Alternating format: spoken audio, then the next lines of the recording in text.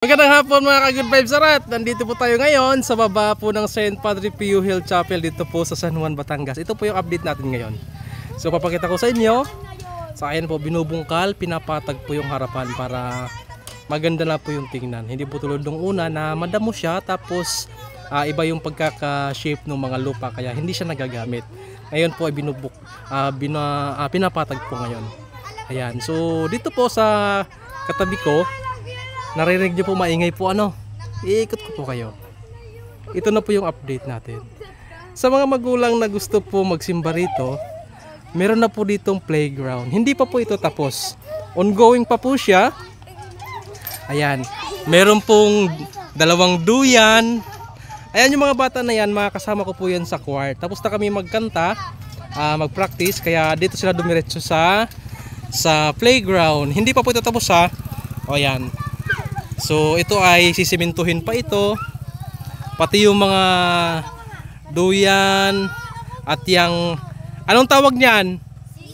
Siso. O yan, tatlong siso po yan. May may single, may double. Tapos meron din doon. Anong tawag diyan sa sinampahan mo, Leon? Ha?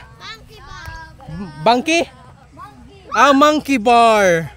Oh, monkey bar. Ayan oh. Hindi pa po yan tapos. Ayun, may monkey daw oh. Oh, careful, careful. Ayan po. Ayun si Ella may dala pang songbok. Oh, tapos na po kami. So sila bago sila nag-practice ay nag-ano na yan sila. Naglaro na yan dito. Tapos ngayon, tapos na kami mag-practice, nandito ulit sila. Apo, hindi pa po ito tapos. Ayan. Malawak po rito. Sa mga magulang na may dalang mga mga bata, siguro before ang mass, pwede kayo dito. Habang nagmimisa, siyempre, iwas muna tayo dito sa mga playground. After mass, pwede naman siguro. Ayan.